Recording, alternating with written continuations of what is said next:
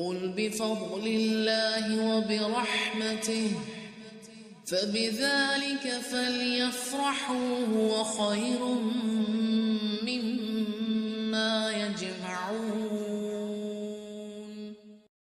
یا اہل الکتاب قد جاءکم رسولنا، اے اہل کتاب ہمارا رسول تمہارے پاس رسولوں کی آمد کے ایک وقفے کے بعد آ پہنچا ہے، جو تمہارے لیے صاف صاف بیان کر رہا ہے، تاکہ تمہاری یہ بات نہ رہ جائے کہ ہمارے پاس تو کوئی بھلائی برائی سنانے والا آیا ہی نہیں۔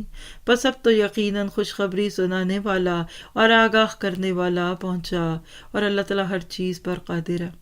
آپ اس درد کو محسوس کرتے ہیں؟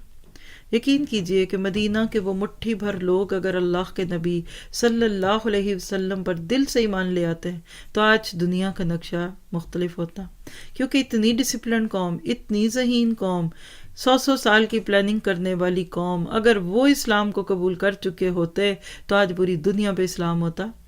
ہم مسلمان تو اپنے دین کو پروموٹ نہیں کر پا رہے، ہم تو ریپریزنٹ نہیں کر پا رہے، وہ ہوتے تو کیا کرتے۔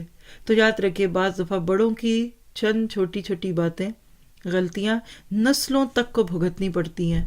آج کے اس دور کے ماں باپ کو بھی فکر کی ضرورت ہے، اپنی غلطیوں کو مت دہرائیے تاکہ کل آپ کے بچے اسی کو دلیل بنا کر خود بھی وہی کام کرنے لگ جائیں۔